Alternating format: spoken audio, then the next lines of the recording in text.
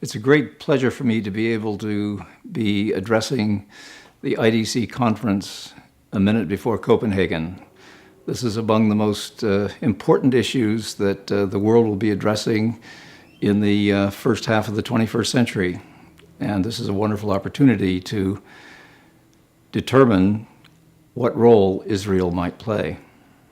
The problem of global warming from climate change is a problem that needs to be addressed at every level. We need an international agreement, there's no question about it, in order to deal with the problem, because no one nation can deal with it alone.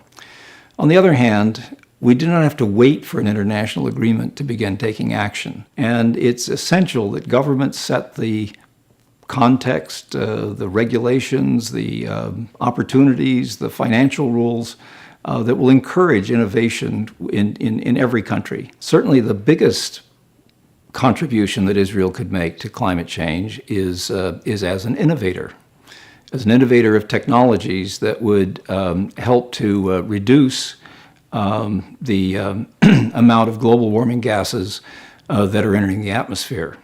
One of the first things I think of when I think of Israel and innovation, of course, is drip irrigation, which Israel invented pretty much and developed so that it was possible to get the most crop from every drop of water. Or the fact that Israel has the highest percentage of homes and buildings with solar hot water heaters. I mean, these are all innovations that Israel has accomplished over the years. There's no country that has more individual households with solar hot water than Israel.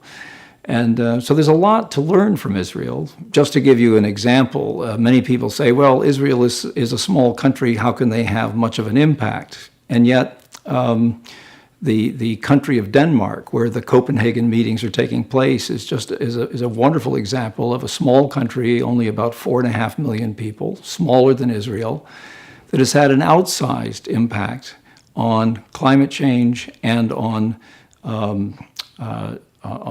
global security in many ways. Thanks to policies initiated by the Danish government, Denmark, in the beginning of the 1980s, became one of the world's leading producer of wind turbines.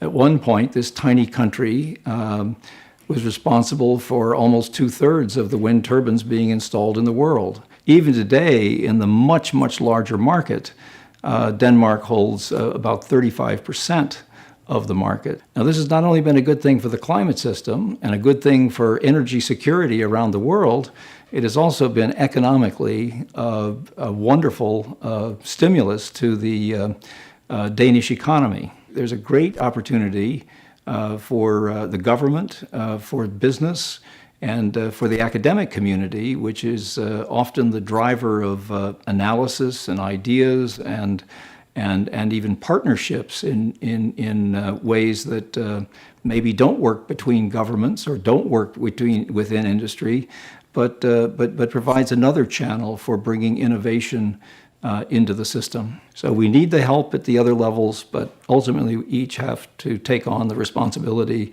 of doing something ourselves. Thank you very much.